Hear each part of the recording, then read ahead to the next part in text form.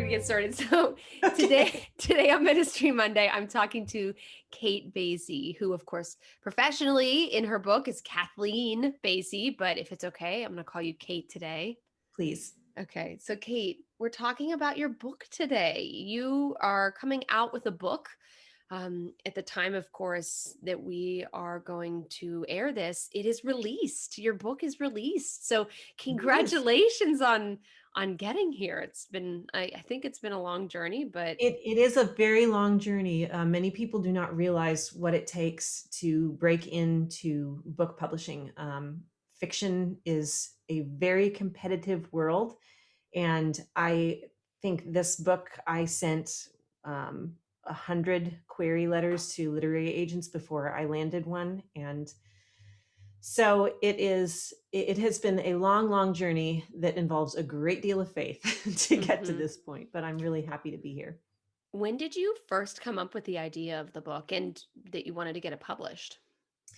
This book came from a dream, which seems really trite, and but dreams really are the Holy Spirit's, the unconscious, all of those things. I woke up from this dream early in the morning, and there was much more to it, but within the first 30 seconds, everything was gone except for this central image, which was I was standing in a beautiful place at the end of a long journey, and I was looking at the place where my family had died.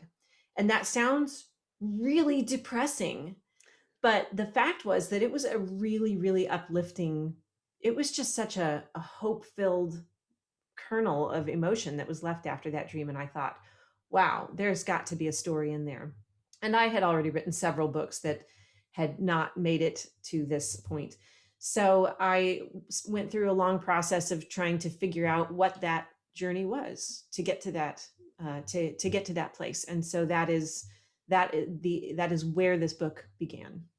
And how long ago was that? I don't remember when the dream was exactly. I know that I drafted this book during the 2016 primary election because I made some sort of a smart comment about how presidential politics was doing nothing for her for her existential crisis. And by the time it was getting published in 2020, as we were going through the edits with the publisher in 2020, I was like, look at this, nothing's changed and it's been 4 years. Okay, so yeah, you were working on it for about 4 years and now it's finally released. So of course the title of the book, A Song for the Road. Uh to someone who's listening, of course, they haven't read the book yet. We're not going to give away any spoilers, but can you give just a quick bird's eye view of the premise of the book? Sure. So Miriam is a pastoral musician in a Catholic parish in Atlanta. So that's why I'm on this podcast today. And it's been a year since she lost her family. They died in a car accident. And she gets called in to do a funeral on this day and pretty much spectacularly self destructs during it. And probably pastoral musicians will get a guilty pleasure laughing at that scene, actually, because it's things that we would never get to do, that we would never allow ourselves to do. Um, but then she realizes at that point that something has to change. And so when she goes home to clean out her daughter's room, just to try to break free of this blockage emotionally that she's been experiencing, she discovers that her daughter had written her teenage daughter had written her a smartphone app that is a flip a coin road trip across America. And so Miriam just drops everything and takes off on this road trip across America. And so it's the story of how she's meeting people and encountering people and playing music at every stop and connecting with people through music and through other encounters. And how she learns to forgive herself and learn what it means to love again and to be a human being again and to get back in touch with herself. One of the things that I love about this book in particular, and I know I said it before we started recording, but I think it bears repeating as we're talking now officially on the episode, that you convey that complexity of processing that loss for the main character, Miriam, because she is still after it was 2 years after the loss of her family. She is still processing this grief, and I'm blessed to say that I have not lost my husband and children in this Right. devastating car accident. But the idea is that you paint her grief in a way that it shows that grief is constantly evolving, it's constantly changing, and in that Mhm. character. And that's one of the things that I really think is so powerful about this story in particular, especially for me, again, who has not experienced such a deep tragedy like she has. There's a woman who coaches writers, fiction writers, and she has done a lot of research on story.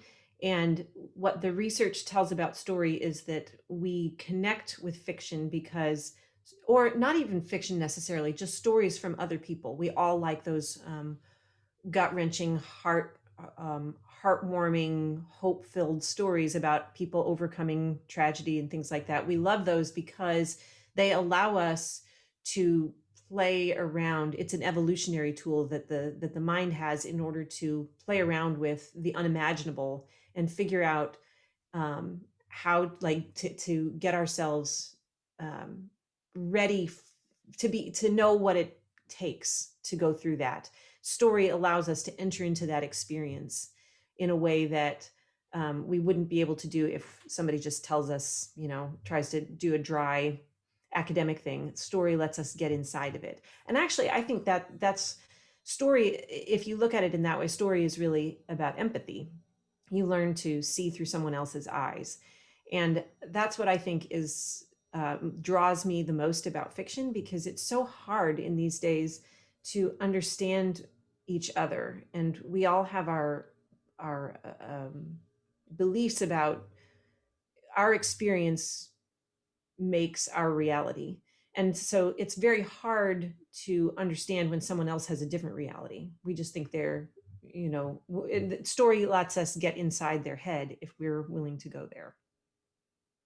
The other thing I mentioned to you too, in terms of context and understanding people's reality, is I think this is the first fiction book I've ever read. I can't recall another book I've read of fiction where the main character is a pastoral musician. I mean, Oh.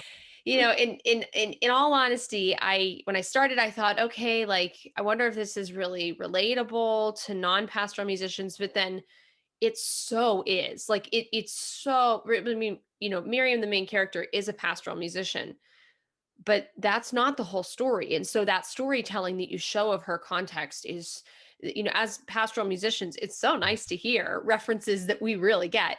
um Yeah. and so they're sprinkled throughout the story, but then there's also this depth of human experience that she is having that we get to witness. So Mm. it's so wonderful that way. Like pastoral musician, as a pastoral musician, it pulls us in, and You then we get kind of. Easter egg. It's pastoral music Easter eggs. Yes, yes, it is. Yes. Yeah, Yeah, I the community of pastoral musicians is so wonderful, and we really, like, we all know each other, but no, we don't ever get nobody, even in other Christian denominations. I don't feel like they really know what we I don't feel like it's not a universal experience. And I thought this is something that should be honored out there.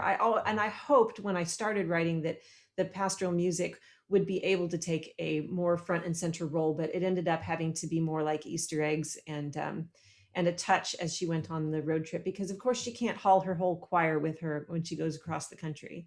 But there is a point at which her choir writes some new lyrics to, or new text for, and writes her a road trip themed hymn and sends it to her in a video. So there are some things that happen along through the book that I hope pastoral musicians will appreciate. I'm sure they will. I remember specifically that it was the first time I had read a hymn tune name in a book before. I Like, had to have an oh, argument with the I had to have an argument with the editors on that, actually, because they wanted to make it lowercase, and I said no, it no. has to be I cast. said no. The people who know the significance of it, I will lose my head if we don't. That is so funny. Yeah, it's such a little nuance that we as pastoral musicians will get again. You're speaking our Yes. language, if you will. Yeah. So, if you wouldn't mind, are you willing and okay with maybe reading a short excerpt from the book? Sure, I can read a couple of pages right at the beginning. Um, there's this, you start pretty much in the depths of her dysfunction, Mhm. but there's actually a lot of humor as the book goes on. And we were discussing what section to read and whether it would be good to do some of that humor. But there are a few things that probably should be appreciated not on a podcast. So There's a teaser for you if you're listening. there's You'll a find, teaser yeah, indeed. you'll find that part whenever you get the book. So go ahead. Okay. On her 38th birthday, Miriam Tedesco received flowers from a ghost. She didn't need the blatant reminder that the universe hated her. She'd known for a year. And if she'd had any doubts, they vanished the moment she got called to lead music for a funeral on a day she should have been at home nursing her own loss. Miriam, the hospitality director, greeted her at the door of St. Gregory the Great Church. Thank God you're here. I need the key for the janitor's closet. A kid threw up in the cry room. The second volunteer touched her shoulder, not quite meeting her eyes. Miriam, the reserved signs are missing. Do you know where they are? Hey, guys, said one of her choir members. Somebody's got to talk to those readers. They both have the same scripture. It's getting ugly up there. Miriam tried to point out that a Catholic funeral included 2 readings and it shouldn't be that hard to satisfy everyone, but her voice wouldn't work. Heart pounding, roaring ears. Was she having a panic attack? And why didn't anyone seem to notice? Usually, she relished the way people at St. Greg's counted on her institutional knowledge, her competence for things beyond her musical expertise. But it sure seemed like the good Lord could have cut her a break on the first anniversary of the day her husband and kids had died. Too many colors, flowers burying the altar and more arriving every minute. Too many people, the hushed conversations like a mosquito she could hear but not see well enough to swat. The walls wouldn't stand still. If she didn't know better, she'd swear the stained glass saints ringing the church were laughing at her.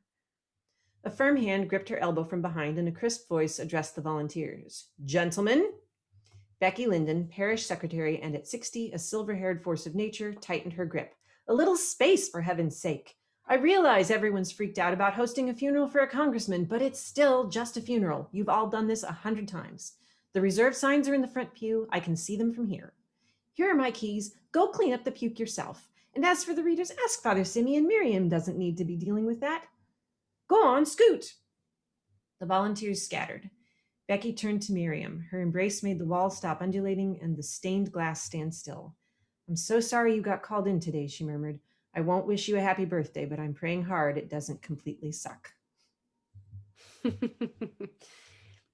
So of course that, you know, shows the complex nature too of the main character and what she walks into. And I also think too it's another piece of commentary for pastoral musicians and grief.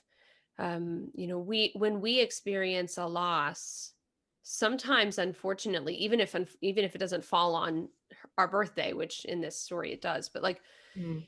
even if it doesn't fall on that, we we struggle. I'll speak for myself. I struggle to make sure that my grief doesn't morph into what I'm experiencing or witnessing at a funeral. And not to mention too the constant pastoral needs that everyone has when you walk in the door, which is so real. But the main character walks into a hurricane, for lack of a better term, emotionally, while she's still He trying does, to handle her grief. and and pretty much by the end of the first chapter, it's all out there. You know what her, the anxieties and the things that she's struggling with her memories of her children and whether she was a good mother and whether she was a good wife, and she's going through a crisis of faith, and so all of these things thread through the book. I mean, it's all perfectly natural things that would happen if you went through something like that. So it's it was a really rewarding experience. And they say one of the recommendations that authors are given always is do something that terrifies you every day. Hmm. Well, it was terrifying to write this book, because you do have to dive into the unimaginable. Um, but also because I was writing in a crack between, this is not Christian fiction, it's secular fiction. And so it touches on themes that maybe the Christians among us are not going to be very happy about seeing there. I mean, Miriam made some bad choices in her life. Um, and at the same time, she is, I've always felt that it's not fair that secular fiction has to pretend like faith doesn't exist at all, pretty much. So this is a book that exists in the crack, and I was desperately afraid the entire time that it would never find a place because it doesn't, because it has a foot in both worlds.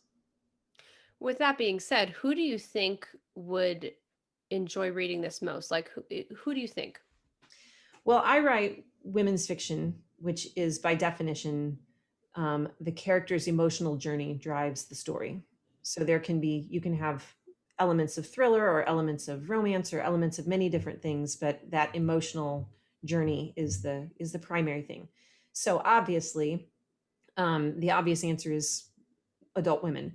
However, I think that there is enough in this book that is universal in human experience. I mean, who among us does not question our vocation, does not question, and by vocation, I mean like not just religious vocation, but our choice of a job and how much we devote to it. Who among us doesn't question that? Who among us does not question whether we have the balance of family and work and personal life and and taking, putting on your own oxygen mask before you take care of the kids and the guilt surrounding that, and whether we are a good enough spouse and whether we are a good enough parent. All of these things are very universal, I think, universal human experiences, things that we talk about with our friends all the time. So I think it has a lot to offer across the spectrum. And so at this point, the book is released. Where can someone find a copy of the book? It is everywhere that you would find books. It's on all the online retailers. They will be linked off of my website, which is kathleenbasi.com. And there's a page for the novels. And actually, that page was set up by a fellow composer and pastoral musician, Tony Ward. So if you like the look of the website and you need a website done, I'll plug him too. Nice shameless plug. I'll also say too that I will put the website, I'll put your website in the show notes of this episode as well on ministrymonday.org. So if you're listening, you can find that there as well. Is it available as an ebook or a Kindle book? It's available on ebook, yes, and also on audio. So if you Oh, can, cool. spend the money on the CDs, or you can, if you have Audible, you can get to it off of Audible. Oh, cool. Very nice. It's good. So if you're on a road trip this summer, I don't know, maybe going to New Orleans, if you're driving to the convention, you could That's get it as right. an audiobook. Yes, you There. can. See, shameless plug for me now too. So, as we wrap up, are there any other thoughts you'd like to share about the book? Well, I just want to say how thrilled I am that if I had to wait as many years and write as many books as I have in order to get published, that the one that finally broke the barrier was the one that reflects my love of the pastoral music community, because you guys are really amazing. And this is, I was never a kid who fit in, and I didn't really feel like I came into my own until I got to college and did music. And then when I discovered the pastoral music community, it happened all over again. I found out who my real people were. So this is it is such a privilege that this gets to be the book that puts me out in the world as a fiction author.